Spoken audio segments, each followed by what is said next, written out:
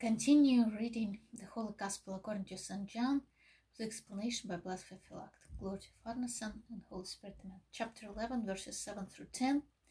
Continuing explanation. Therefore, if a man walks in the light of his good deeds, he has nothing to fear. But if he commits false deeds, he will be fearful at every step. Be not afraid. Our conscience is clear. We have done nothing to warrant the punishment.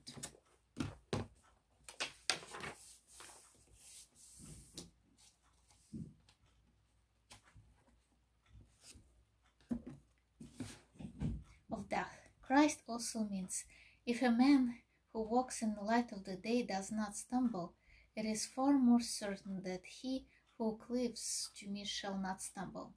I am the light. As long as you are with me, you have nothing to fear. Some have interpreted day to mean Christ's ministry before his crucifixion and night the time of his passion. While it is day before my crucifixion, you will not stumble. You will not be persecuted by the Jews, nor undergo any other adversity. But when night comes, when I suffer on the cross, you will lock yourselves in a room out of fear of the Jews. Then anguish, trials, and tribulations will come upon you. I am your light. When I am no longer with you in the flesh, the darkness of affliction will surround you. Chapter 11, verses 11 through 16. These things said he, and after that he has said unto them, Our friend Lazarus sleepeth, but I go, that I may wake him out of sleep. Then said his disciples, Lord, if he sleeps, he shall do well. Howbeit Jesus spake of his death, but they thought that he had spoken of taking of rest in sleep. Then said Jesus unto them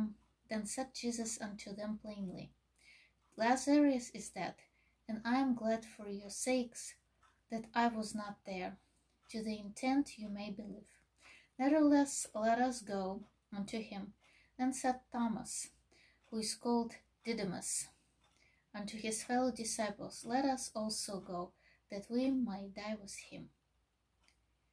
Explanation. Because his disciples feared the Jews, the Lord said unto them, The Jews indeed tried to stone me, because I dispute with them and rebuke them. But you need not to be afraid now.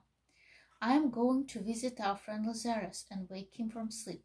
I do not intend to challenge the Jews. The Lord added the words, our friend, to show that they must all go out of love for their friend. But the disciples try their best to prevent him from going. There is no need for us to go. If he sleep, he shall do well. They thought Lazarus was already being held by sleep. Not only is your presence necessary, it is harmful. If he has fallen unto a healing sleep, and you go wake him up, you will make him worse. Then finally, seeing their reluctance, the Lord says plainly, Lazarus is dead. Why did he first refer to death as sleep when this so confused the disciples? For several reasons. First, the Lord wished to avoid the appearance of the boasting. Jesus veiled his divine power by describing his raising of Lazarus as an awakening.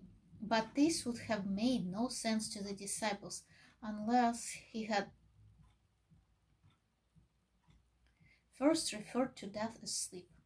What follows makes it quite clear that he was indeed speaking this way out of humility. When he finally stated Lazarus is dead, Christ did not add, and I go to raise him, precisely because he refused to boast about his power. He preferred to reveal his might by his deeds. Second, the Lord wants to teach us to be careful about making promises, lest we fail to fulfill them. Glory to Father, Son, and Holy Spirit. Amen.